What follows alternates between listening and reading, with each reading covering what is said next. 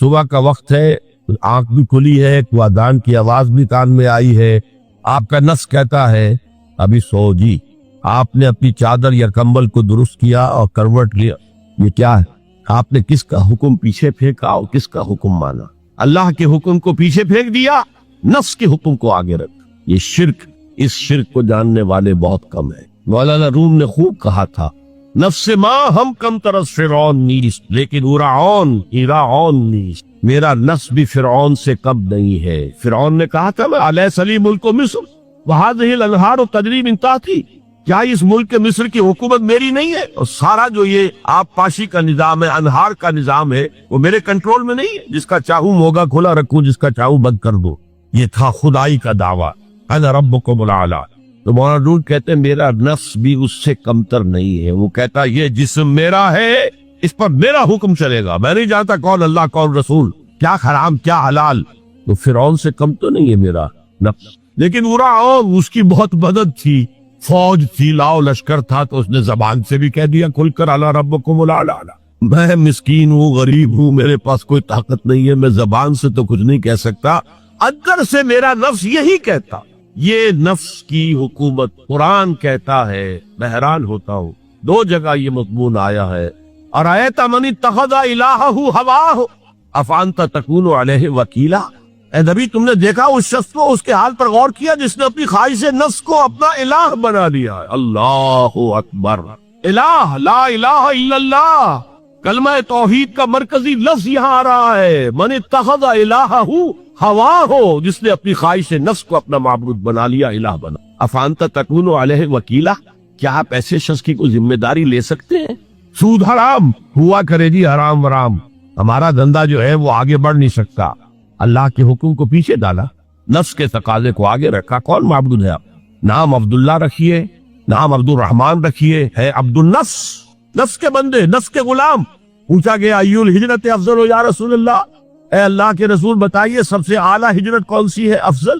فرمایا ان تاجر ما کرے ربک، ہر اس چیز کو چھوڑ دو جو تمہارے رب کو پسند نہیں۔ آج رات ہی سے آپ ہجرت شروع کر سکتے ہیں۔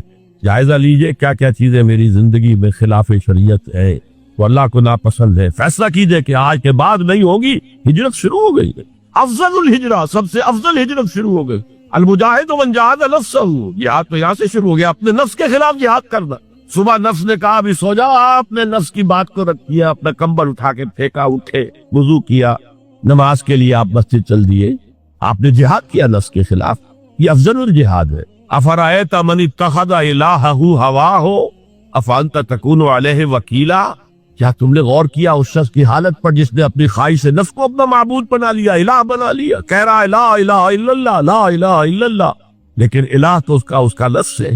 ظاہر بات ہے فرعون نے اگر دعویٰ کیا تھا میں تمہارا خدا ہوں، انا ربکم الاعلی، تو کیا اس کا مطلب یہ تھا کائنات میں نے پیدا کی ہے، تمہیں میں نے پیدا کی ہے؟ ذرا سوچیے، کیا وہ بزرگ موجود نہیں ہوں گے جنہوں نے اسے دیکھا ہو کہ آج اس کی ولادت ہوئی تھی، کل اس کی کوئی اور سیری بنی ہوئی تھی؟ یہ کیسے تھا؟ وہ دعویٰ کیا تھا؟ میرا حکم چلے گا، میں نہیں جانتا، الیس لی ملک مصر، مصر کی حکومت میری ہے کہ نہیں؟ قرآن حکیم نے بھی سورہ آل عمران کے آخری رکوع میں ذکر کو سب سے پہلے اور سب سے اہم عامل کی حیثیت سے شمار کیا۔ چنانچہ اس کی پہلی آیت جو ہے سورہ آل عمران کے آخری رکوع کی، اس میں تو وہی مضمون جو میں بیان کر چکا وہ آیا ہے، ان فی خلق السماوات والارض واختلاف اللیل والنہار لآیات لأولی الالباب، یقیناً آسمان اور زمین کی تخلیق میں اور دن اور رات کے الٹ پھیر میں نشانیاں ہیں ہوش مندوں کی، ان کے ذریعے سے انسانی شعور کے اندر وہ معرفت رب اجاگر ہوگی۔ وہ پہلا مرحلہ اس نے طے کر لیا، وہ ڈورمنٹ معرفت اب ایکٹیویٹ ہو گئی۔ اب مزید فکر کا مرحلہ ہے جو اگلی آیت میں آیا ہے، الذین یذکرون اللہ قیاما وقعودا وعلی جنوبہم ویتفکرون فی خلق السماوات والارض ربنا ما خلقت ھذا باطلا سبحانک فقنا عذاب النار۔ یعنی تفکر جو ہے، ویتفکرون فی خلق السماوات والارض، وہ تفکر کرتے ہیں، غور و فکر کرتے ہیں آسمان اور زمین کی تخلیق میں، لیکن اس تفکر کے ساتھ لازماً ذکر اور ذکر مدام، ذکر بھی وہ کہ جو مستقل ہو، ہر حالت میں ہو۔ الذین یذکرون اللہ قیاما وقعودا وعلی جنوبہم، وہ لوگ کہ جو اللہ کو یاد رکھتے ہیں، اللہ کا ذکر کرتے ہیں، کھڑے ہوئے بھی، بیٹھے ہوئے بھی، اور اپنے پہلوؤں کے بل یعنی لیٹے ہوئے۔ اب ان تین کے سوا تو کوئی پوزیشن انسان کی نہیں ہے، اسی کا نام ہے دوام ذکر۔ اور اس کے ساتھ اگر وہ تفکر کرتے ہیں تو ان کا فکر اگلی منزل تک پہنچتا ہے۔ تو پہلی شے تھی فکر انسانی کی صحیح رخ پر مزید پیش قدمی اور پیش رفت، اور اس کے لیے لازم ہے ذکر و فکر کا امتزاج۔ دوسری چیز کو لیجئے عمل کی درستی۔ اس عمل کی درستی کے لیے اللہ تعالیٰ کے ساتھ ایک گہرے تعلق کو بنو، اس لیے کہ صبر کی بحث میں یہ مضامین شاید آپ کے سامنے آ گئے ہو کہ صبر جہاں مصیبت پر صبر ہوتا ہے، تکلیف پر صبر ہوتا ہے، اللہ کے احکام پر جمنا یہ بھی صبر ہے، نفس کی خواہشات بھی واق کو تھام کر رکھنا، کھینچ کر رکھنا یہ بھی صبر، اور استقامت کسی شے پر قائم رہنا یہ بھی صبر۔ تو عمل صحیح پر استقامت کے لیے وَاصْبِرْ وَمَا صَبْرُكَ إِلَّا بِاللَّهِ، اس صبر کی سب سے اہم جو بنیاد ہے، اس کا جو سب سے بڑا ذریعہ ہے، اس کا جو سب سے بڑا سہارا ہے، وَمَا صَبْرُكَ إِلَّا بِاللَّهِ، اس کے لیے ضرورت ہے ایک گہرے تعلق کی کہ اللہ کے ساتھ ایک ایسا تعلق برقرار رہے جو نہ صرف گہرا ہو بلکہ دائم و قائم مسلسل۔ ذرا ظہول ہوگا تعلق مع اللہ میں، ذرا کمی آئے گی، شیطان کا وار کاری ہو جائے۔ اسی کو حضور نے حدیث میں یوں تعبیر کیا ہے تمثیلاً کہ جو دل اللہ کی یاد سے غافل ہے اس پر، فارسی کا وہ مقولہ بھی ہے کہ خانہ سالی را دیو بھی گرت، گھر خالی رہے تو جنات اس پر دیو جو ہے آ کر قبضہ جما لیتے ہیں۔ تو خانہ قلب جو ہے اگر یاد خدا بندی سے خالی ہو گیا تو شیطان ابلیس لعین اپنی تھوتنی ٹکا دیتا ہے۔ یہ لفظ آتا ہے سور کے منہ کے لیے تھوتنی، جس طرح اس کا نکلا ہوا سبو ہوتا ہے آگے، تو یہ لفظ استعمال کیا گیا کہ وہ اپنی تھوتنی انسان کے دل پر جما کر اور تھوکے مارنے شروع کر دیتا ہے۔ تو شیطان کو موقع ہی کب ملتا ہے جب انسان کے تعلق مع اللہ کے اندر کنگل وہ خانہ بالکل خالی ہو گیا ہو یا اتنا ضعیف ہو گیا ہو کہ کل عدم ہو جائے، گویا کہ نہیں۔ تیسری چیز کی طرف آئیے، روحانی ترقی۔ روحانی ترقی کے لیے میں ایک اصطلاح کے سامنے لا رہا ہوں، اس سے مراد کیا ہے؟ روحانی ترقی کے لیے ہماری دینی اصطلاح ہے تقرب الی اللہ، اللہ سے قریب تر ہوتے چلے جانا۔ اس پر میرا ایک کتابچہ بھی ہے، تقرب الی اللہ کے دو مدارج، دو درجے، جو در حقیقت ایک حدیث نبوی علیہ الصلوۃ والسلام ہی پر مبنی ہے کہ حضور نے ایک درجہ قرار دیا ہے تقرب بالفرائض، فرائض کے ذریعے سے انسان اللہ کے کا قرب حاصل کرے۔ ایک ہے تقرب بالنوافل، نوافل کے ذریعے سے اللہ کا قرب حاصل۔ ان میں کیا نسبت و تناسب ہے، اہمیت کے اعتبار سے کون بڑھ کر ہے، بلندی کے اعتبار سے کون بڑھ کر ہے، یہ تمام مسائل میں نے اپنی اس تقریر میں بیان کیے تھے جو اس کتاب میں شائع ہوئی ہے۔ اس وقت میں اس کی تفصیل میں نہیں جا رہا، صرف یہ تذکرہ اس لیے کر رہا ہوں کہ جن کو بھی خواہش ہو جائے وہ اس کا مطالعہ کرے۔ ہماری اس وقت کی گفتگو سے وہ کتابچہ اس جگہ پر منسلک ہوگا۔ تو تقرب الی اللہ، یہ تقرب کوئی فزیکل فینومینن نہیں ہے، جسمانی یا مادی مسئلہ نہیں ہے۔ اللہ سے قرب یہ نہیں ہے کہ کوئی کروڑوں میل کا فاصلہ ہے، اب ہمیں کوئی رسی پر چڑھنا ہے اوپر بڑی محنت اور مشقت سے۔ فصل تو ہے ہی نہیں، فاصلہ ہے ہی نہیں، موت ہے ہی نہیں۔ نحن اقرب الیہ من حبل الورید، ہم تو انسان سے اس کی شہرگ سے بھی زیادہ قریب۔ وہ معکم اینما کنتم، وہ تو تمہارے ساتھ ہی ہوتا ہے جہاں کہیں بھی تم ہو، بس صرف یہ کہ تمہاری توجہ نہیں ہوتی، تم اور چیزوں میں مشغول و مصروف رہتے ہو، تم ہماری طرف دھیان ہی نہیں دیتے تھے، تم ہماری طرف متوجہ ہی نہیں ہوتی۔ ہم تو مائل بے کرم ہے، کوئی سائل ہی نہیں، راہ دکھلائیں کسے رہنم منزل ہی نہیں۔ انسان جب متوجہ ہو جاتا ہے اور بڑھتا ہے، آگے پیش قدمی کرتا ہے روحانی اعتبار سے، تو یہ ہے در حقیقت تقرب الی اللہ، اور اسی کو ہم کہیں گے روحانی ترقی۔ اب ان تین چیزوں کو اگر آپ نے ذہن میں جما لیا، پھر میری بات کی ترکیب اس کو ذہن میں قائم کیجئے۔ ہم چلے کہاں سے کہ دین کے ساتھ اصل مناسبت فلسفے کی نہیں، حکمت کی۔ نمبر 2، حکمت قرآنی کا پہلا اور اہم ترین اور بنیادی مسئلہ معرفت رب کا حصول ہے، اس کا نتیجہ شکر خدا، اس کا ذریعہ آیات آفاقی، آیات انفسی، اور سب سے بڑھ کر آیات قرآنیہ جو الذکر ہے، جو تذکرہ ہے، جو ذکرہ ہے۔ لیکن اس پہلے مرحلے کو اگر کوئی انسان بفضل ہی تعالی، اللہ کے فضل و کرم سے طے کر لے، اب اس کے سامنے تین مسئلے۔ فکر کی مزید پیش رفت، مزید پیش قدمی صحیح رخ پر، اس کے لیے ذکر اور فکر دونوں کا امتزاج لازمی۔ فقہ قرآن اختلاط ذکر و فکر۔ الذین یذکرون اللہ قیاما وقعودا وعلی جنوبہم ویتفکرون فی خلق السماوات۔ دوسری شے عمل کا درست رہنا، نہ افراط و تفریط ہو، عدم توازن ہو، نہ انسان نفس سے مغلوب ہو جائے، نہ انسان جذبات کی رو میں اندھا ہو جائے، نہ انسان ماحول سے مروب ہو کر متاثر ہو، صحیح رخ پر اس کا عمل۔ نمبر 3 روحانی ترقی، جو اصل حاصل، جو اصل مقصود ہے۔ نمبر 2 چیز کے لیے تعلق مع اللہ ضروری، نمبر 3 کے لیے تقرب اللہ۔ اب غور کیجئے، ان تینوں چیزوں کا بڑا گہرا تعلق ہے نماز کے ساتھ۔ ان تینوں کے لیے ستون کی حیثیت نماز کو، لہذا ایمان کے بعد یا معرفت رب کے بعد حکمت دین کا اہم ترین مسئلہ نماز، صلاۃ۔ اس لیے کہ ایک طرف یہ انسان کو اللہ کے ساتھ ایک گہرے تعلق کا ذریعہ فراہم کرتا، اپنی تمام مصروفیات میں سے، ان مشغولیتوں میں جن میں گم ہونے کا خدشہ ہوتا، نکلو۔ 24 گھنٹے کے معمولات میں سے کم 5 مرتبہ تو لازماً نکلو، اور اپنے آپ کو ذرا، اپنے حواس کو بھی، اپنی باطنی کیفیات کو بھی ذرا تازہ کرو۔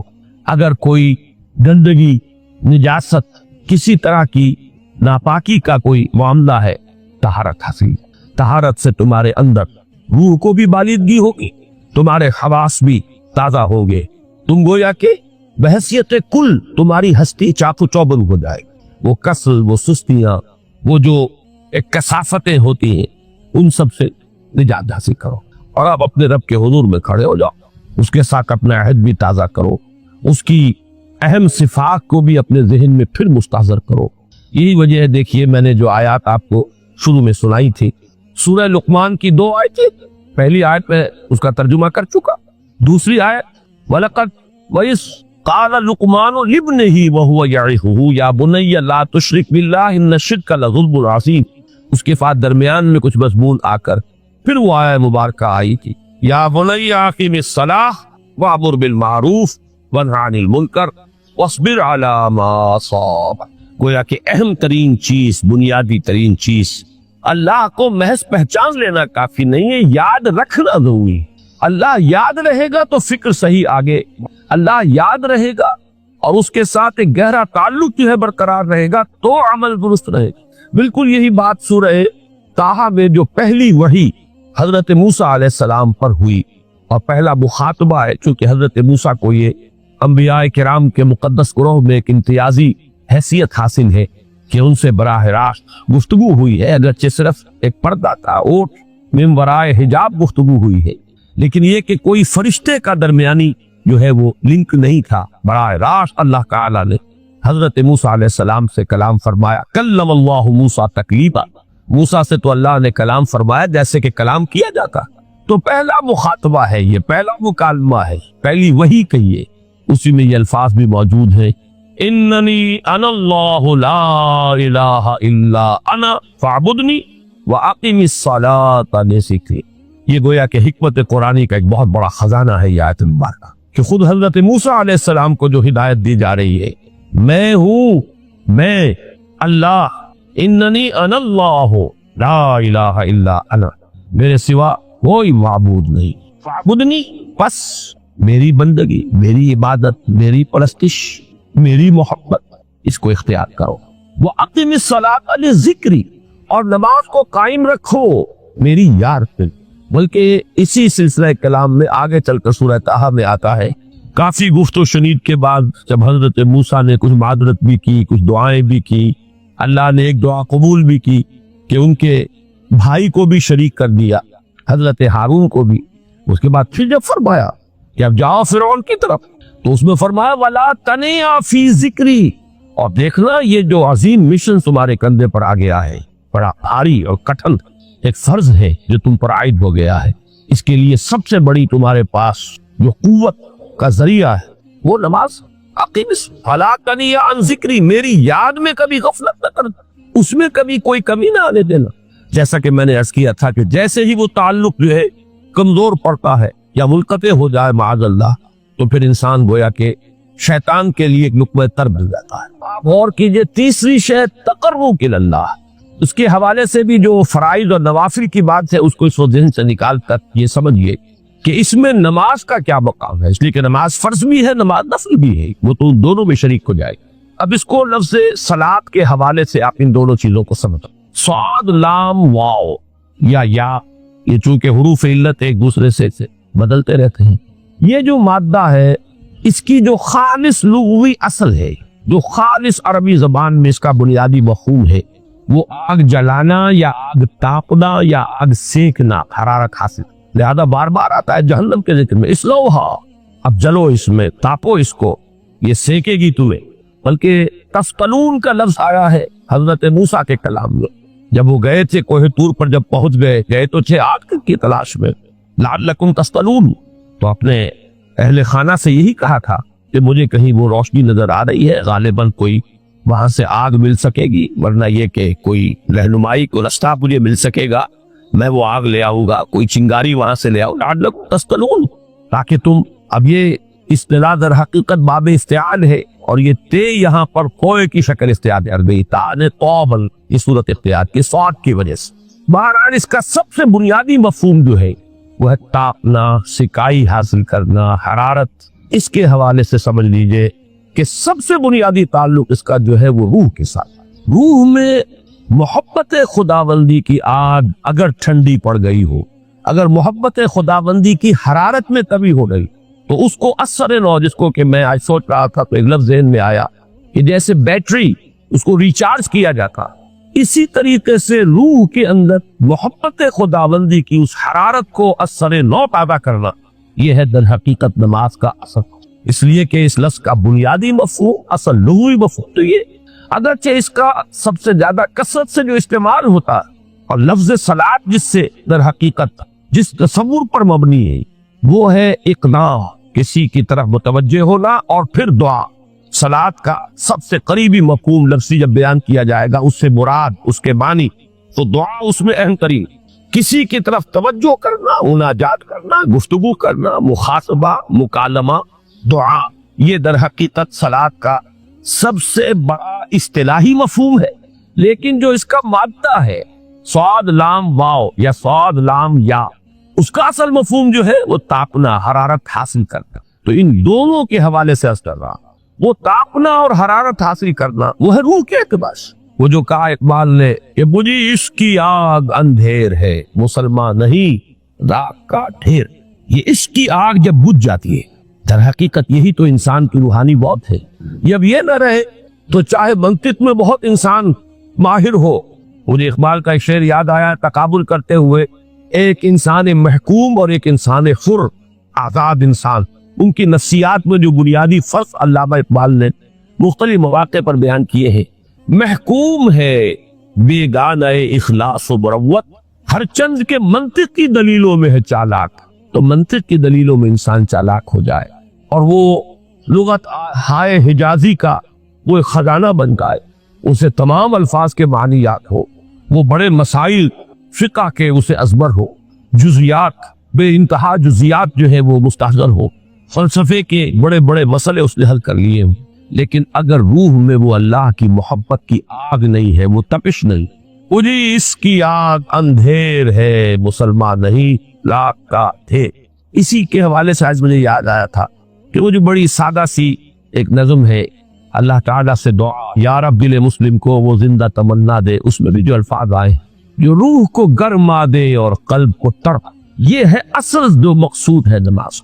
और यही वो चीज है जैसा कि मैंने अर्ज किया था कि निगाहों से ओझल, ये पहलू सामने है ही नहीं, दूसरा पहलू सामने है और वो भी मेरे नजदीक बहुत अहम है, बहुत बुनियादी है, उसमें कोई शक नहीं।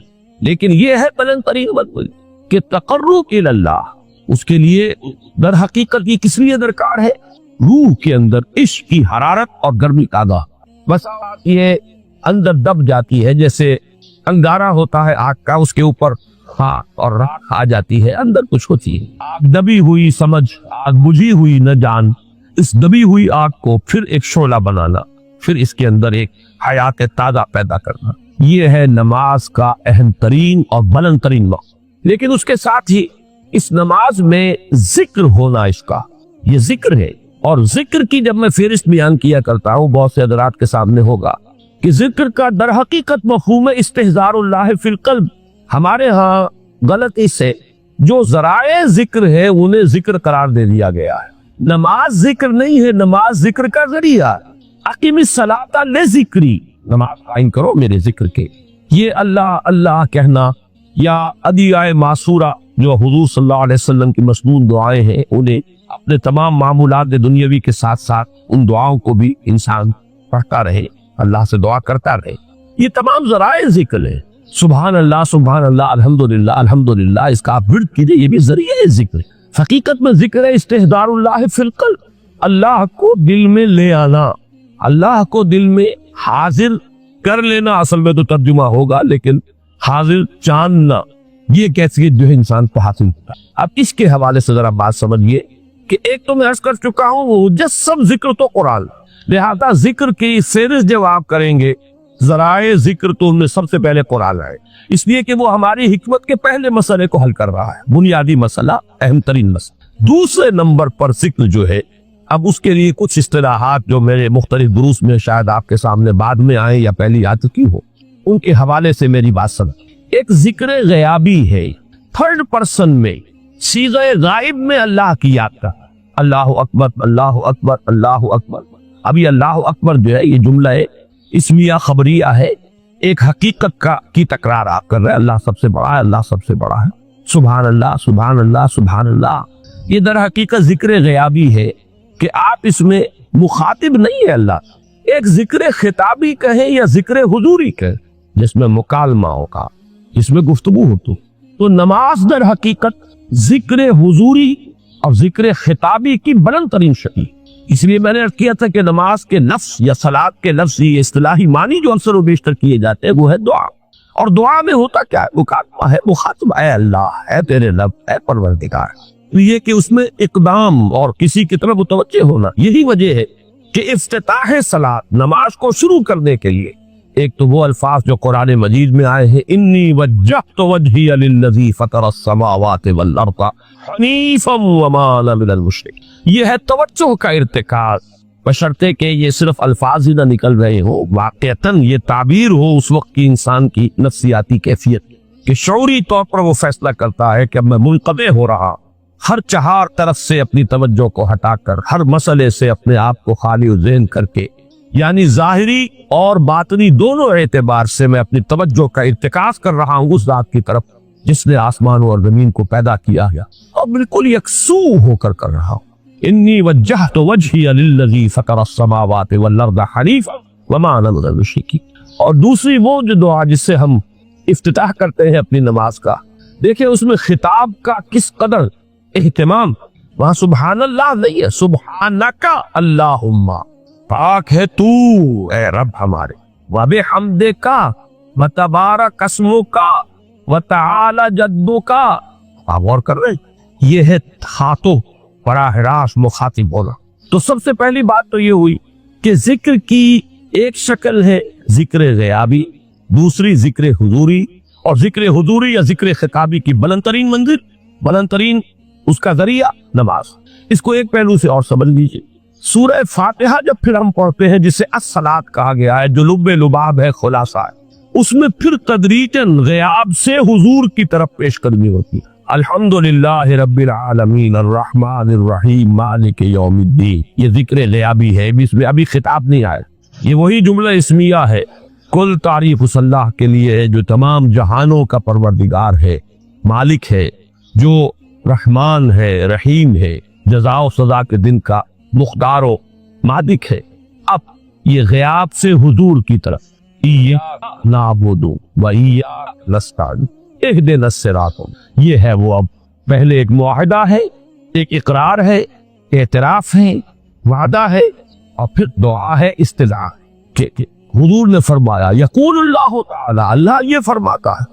اسی لیے اس کو حدیث قدسی قسمت الصلاۃ بینی و بین عبدی نصفین، میں نے نماز کو اپنے اور اپنے بندے کے مابین آدھا آدھا تقسیم کر. اب یہاں تک تو جملہ ہے اللہ کا، یہ ہے حدیث قدسی کی. اب آگے جو ہے نریشن اس کی جو ہے حضور صلی اللہ علیہ وسلم کی جانب سے ہے، یعنی خبر دے رہے ہیں وہ اللہ کی طرف سے ہی वैसे तो तमाम अहादीस ही गोया कि हम समझते हैं इंस्पायर्ड तो अल्लाह की तरफ से ही, लेकिन ये कि जहां सराहत हो कि अल्लाह कहता है वो हदीस कुर्सी। तो यक़ूलुल्लाहु तआला क़समतु सलाता बैनी व बैन अब्दी निस्फ़ैन, यहाँ तक तो हदीस कुर्सी। अब दूसरी आम हदीस है, इज़ा क़ालल अब्दु अल्हम्दुलिल्लाहि रब्बिल आलमीन यक़ूलुल्लाहु तआला हमिदनी अब्दी, जब बंदा कहता है अल्हम्दुलिल्लाहि रब्बिल आलमीन, परवरदिगार कहता है मेरे बंदे ने मेरी हम्द।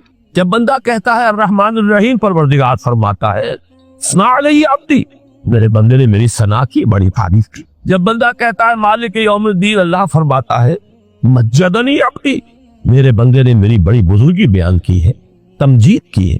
तो जब बंदा कहता है इय्याका नअबुदु व इय्याका नस्तईन, अल्लाह फरमाता है हादा मा बैनी व बैन अब्दी व अब्दी मा साल, ये है मेरे और मेरे बंदे के दरमियान। ये तो मुआहिदा है ना, मुआहिदे में तो दो फरीक जकड़े जाते, बंध जाते, ये मेरे और मेरे बंदे के दरमियान है। और मेरे बंदे ने जो तलब किया मैंने दिया, इसलिए कि उसमें तलब भी तो है, इय्याका नस्तईन, तेरी मदद चाहते, ये तलब है। इसी की शरह है जो आखिरी तीन आयतें, परवरदिगार हम तेरी मदद चाहते हैं, परवरदिगार हम तेरी ही बंदगी करते हैं और करेंगे, और तेरी ही मदद चाहते हैं, चाहेंगे। अगर हाल में इसका तर्जुमा करेंगे जमाना हाल के एतबार से, इसलिए कि फेल मुदारा में तो दोनों बातों शामिल, तो ये एक एतराफ है, इजहार हाल है। अल्लाह करे कि वो वाक़तन सही इजहार हाल हो, हम वाकई अल्लाह की बंदगी करते हुए ये कहे कि इय्याका नअबुदु, वरना अगर हमारी असल सूरत हाल से वो मुताबिकत न रखता हो तो फिर तो एक तरह का झूठ हो जाएगा, गलत बयानी हो जाएगी। इय्याका नअबुदु, तेरी ही बंदगी करते हैं और मुस्तकबिल में कीजिए, करेंगे, ये है अहद। तेरी ही मदद चाहते हैं, तुझी से मदद तलब करते, तुझी से मदद चाहते रहेंगे। इसके लिए फरमाया वले अब्दी मा साल, और फिर उसके बाद वो इस्तिदा है इया इहदिना सिरातल मुस्तकीम सिरातल लज़ीना अनअमता अलैहिम गैरिल मग़दूबि अलैहिम वलद्दाल्लीन। उस हदीस में इसको एक ही जुमले को लिया गया है, एक ही जुमले की हैसियत से। जब बंदा ये कहता है तो अल्लाह फरमाता है हादा ले अब्दी वले अब्दी मा साल, ये खालिस मेरे बंदे के लिए है। इस बंदे ने एक दरखास्त पेश की है, अब मैंने ग्रांट की, वो एप्लीकेशन, वो रिक्वेस्ट ग्रांटेड हमने दे दी, वले अब्दी मा साल। ये है इसकी तासीर का आला, बशर्ते के मामला वो शऊर के साथ, बशर्ते के मुताबिकत हो जाहिर और बातिन की, बशर्ते के मुताबिकत हो कौल और फेल की। तो इसका कितना ऊंचा मकाम है कि एक एक जुमला इधर अदा हुआ, उधर अल्लाह की तरफ से रिस्पॉन्सिबल नहीं। अफलाक से आता है नालों का जवाब आखिर, उठते हैं हिजाब आखिर, करते हैं खिताब आखिर। तो ये समझा कि सूरज खड़ा हुआ है, कभी हमने समझा सूरज चलता है, जमीन खड़ी हुई है। ये हमारे इल्म के अदवार थे, या यूं कहिए इल्म के नहीं जहालत के अदवार। लेकिन आज इल्म इंसानी यहाँ तक पहुंच गया कि कोई शय खड़ी नहीं है, हर शय तैरती है। अब मालूम हुआ कुरान मजीद में एक से ज्यादा जगह पर आया कुल्लुन फी फलकिन यस्बहून, हर शय अपने मदार के अंदर अपनी सतह के ऊपर। इसी तरीके से वक्त आएगा कि जबकि हमें मालूम होगा कि ये बात थी जो आज हमें मालूम हुई, जो कुरान 7 आसमानों के हवाले से बार बार कहता है। तो जहां साइंस जो है वो हमें कुरान मजीद से टकराती भी महसूस हो, वहां हमारा मामला ये होगा कि हम कुरान पर ईमान को भोकम रखेंगे। हम समझेंगे ये आयत मुतशाबिहात में से है, इसका मफहूम अभी हम नहीं समझ सकते, लेकिन हमारा ईमान आमन्ना बिही कुल्लु मिन इंदि रब्बिना, ये पूरा कुरान मुतशाबिहात हो या मुहकमात हो हमारे रब की तरफ से है, हम सब पर ईमान रखते। और लेकिन जहां जहां वो तत्वीक होती चली जा रही है, इंसानी इल्म ने जो भी आगे एडवांस किया है, आगे बढ़ा है इल्म, और वाकया ये कि आदमी को चक्कर आता है, करोड़ों मील का सफर करके आपका एक रॉकेट जा रहा है और सेकंडों का फर्क भी नहीं पड़ता। कितनी रातें गुजर गई, कितने साल गुजर गए, 11 साल के अंदर वो पहुंचा था वहां, जो आखिरी हमारा इस जो कुनबा है सूरज का, उसका जो सबसे आउटमोस्ट जो है उस तक पहुंचा 11 बरस में। सन 77 का चला हुआ, सन 88 में पहुंचा। लेकिन पूरा हिसाब किताब सही सही जो यहाँ पर बैठकर कैलकुलेट किया गया था, उसी के मुताबिक वो वहां पहुंचा। तो ये इंसान की तरक्की जो है, ये शेख यूं समझिए कि स्टैगरिंग, इंसान का चक्कर आता है कि कहां तक इंसान पहुंच गया। अब इस इल्म को आप नजरअंदाज किए रखें, इससे कोई गुफ्तगू ही ना हो, वो बस, और आप चलते रहे वही पुराने मुफस्सिरीन ने जो कुछ कह रहे, वो पुराने मुफस्सिरीन वो खाइन नहीं थे, बददयानत नहीं थे, लेकिन क्या करते, उनके पास मालूमात का जखीरा ही नहीं। अभी वो मालूमात का इतना लंबा चौड़ा जखीरा उनके पास मौजूद ही नहीं, जो कुछ था उसी के काम कर रहे। تو سائنٹیفک معاملات میں یہ سمجھ لیجئے میری اب تک کی سوچ کا جو حاصل ہے وہ میں نے آج آپ کو بتایا ہے۔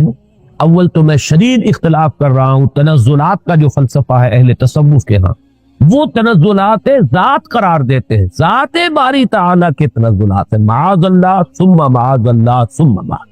ہاں یہ تنزلات کا سلسلہ جو تنزلات ستہ کہا جاتا ہے کہیں کچھ اور، لیکن میرے نزدیک یہ تنزلات تین ہیں، تین لیول ہیں اس کے، اور یہ تنزلات جو ہے در حقیقت اللہ کے اس امر کن سے جو شے وجود میں آئی ہے۔ اولاً وہ ایک خلق نور تھا، وہ بھی ایک شے ہے، ایک خارجی حقیقت رکھنے والی شے ہے۔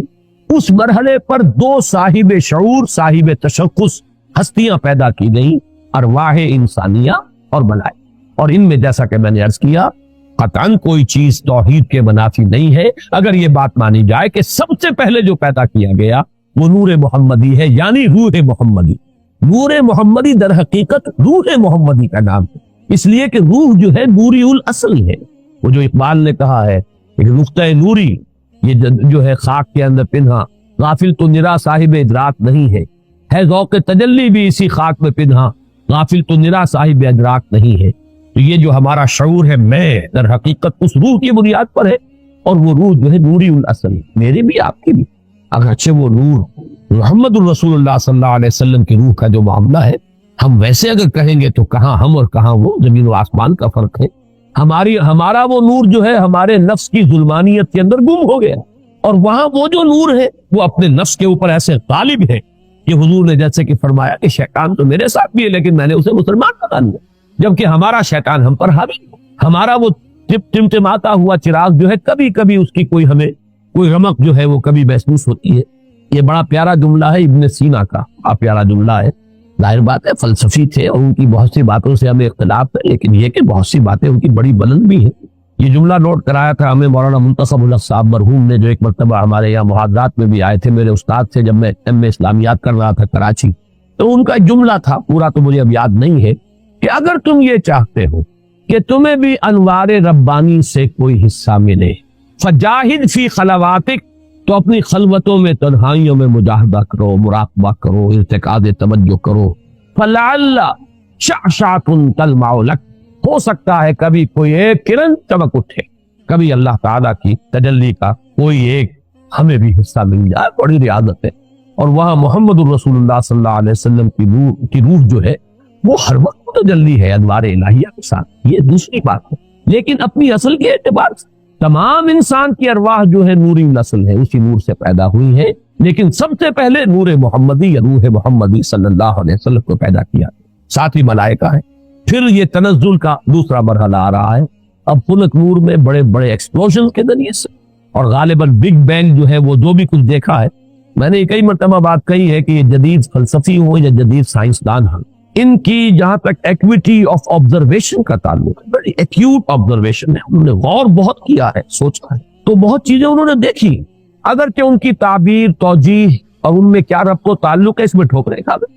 فرائیڈ کی عظمت کا میں قائل ہوں کہ اس نے انسانی شخصیت کے 3 لیول معین کر لیا، آبزرو کیا ہے کہ انسان کے اندر 3 لیولز ہیں، ایک سب سے نیچے ہے اڈ اور لیبیڈو، اس کے حیوانی تقاضے، اس سے اوپر ہے اس کے سیلف خودی، اس سے اوپر ایگو اسے کہتا ہے، اور اس کے اوپر ہے سپر ایگو۔ 3 لیول، میں سمجھتا ہوں یہی 3 لیول ہے جو ہمیں ہمارا دین بتاتا ہے، نفس، قلب اور روح۔ البتہ یہ کہ اس کی تعبیر کچھ اور ہے، وہ سپر ایگو کو سمجھتا ہے کہ وہ معاشرے کے زیر اثر کچھ نارمز ہوتے ہیں، کچھ اثرات ہوتے ہیں جو انسان کو ہانٹ کرتے رہتے ہیں، یہ نہ کرو، یہ نہ کرو، یہ کرو، یہ چیز جو ہے اس کے اوپر سپر ایگو جو ہے اس کی ایگو کے اوپر مسلط رہتی ہے، اسے پریشان کیے رہتی ہے۔ ہمارے نزدیک وہ روح ہے در حقیقت، جس کے اندر ایک جو ارج ہے وہ اللہ کی طرف توجہ کی ارج ہے، اللہ کا قرب حاصل کرنے کی ارج ہے، وہ انسان کو اوپر اٹھانا چاہتی ہے۔ یہ نفس امارہ جو ہے حیوانی وجود، یہ انسان کو نیچے کھینچ رہا ہے، پستی کی طرف لے جانا چاہتا ہے، پست خواہشات اور زمینی تمناؤں اور آرزوؤں کے اندر گرفتار رکھتا ہے۔ درمیان میں وہ قلب ہے، اگر اس قلب کے اوپر یہ اڈ یا لیبیڈو جو ہے یہ غالب آ جائے تو انسان نرا حیوان بن کر رہ گیا، اس کا انسان مرد۔ اگر روح غالب ہو گئی تو کیا کہنے دیں، پھر یہ ہے وہ شے جو مطلوب ہے، روح غالب رہے تو گویا کہ اب روح مرکب ہے، اور یہ نفس جو ہے یہ گھوڑے کے مانند ہے جس پر سواری کر رہا۔ یہ میں نے عظمت صوم میں بھی یہ سارے مضامین بیان کیے ہیں، حقیقت انسان میں بھی۔ بہرحال یہ ہے جنات کے بارے میں جو میرا تصور ہے، اور چونکہ ان میں روح نہیں ہے، میں جو بات عرض کر رہا تھا وہ رہ گئی تھی، پھر دوبارہ یاد آ گئی. میں نے جو 3 لیولز معین کیے، ان میں سے پہلا لیول جو ہے نور، ملائکہ، ارواح، یہ عالم امر ہے. اور دو لیول نار والا، ناری کروں کا، اور یہ خاک اور زمین کا، اور زمینی حیوانات اور زمینی نباتات، اور انہی میں سے ایک انسان، یہ عالم خلق. عالم امر میں ٹائم ایلیمنٹ ہے ہی نہیں، روح کو کوئی وقت درکار نہیں ہے. یہاں سے کروڑوں میل جانے کے لیے کوئی وقت درکار، نہ روح کو نہ فرشتے کو کوئی وقت درکار. یہ عالم امر ہے، اس کی شان یہ بیان ہوئی ہے، انما امرہ اذا اراد شیئا فانما یقول له کن فیکون. نو ٹائم ایلیمنٹ واٹس ایور. اور یہی عالم امر ہے جس میں کہ فرشتے اور روح انسانی کا ایسا ربط ہوتا ہے. فرشتہ وہی لاتا ہے تو روح ہے در حقیقت نبی کی اور رسول کی جو اسے ریسیو کرتی ہے. جیسے کہ آپ کو معلوم ہے کہ آپ کی فضا کے اندر اس وقت جو بھی ٹرانسمیشن ہو رہی ہے ریڈیو کی، ٹیلی ویژن کی، وہ تو فضا میں موجود ہے. آپ کے پاس بھی تو ایک آلہ ہونا چاہیے جو اسے کیچ کرے. آپ کے ریڈیو ہے، ریڈیو میں بالز لگے وہ اسے کیچ کر رہے ہیں. ٹیلی ویژن ہے، اس میں وہ میکینزم ہے جو کیچ کر رہا ہے. فضا میں تو ہے.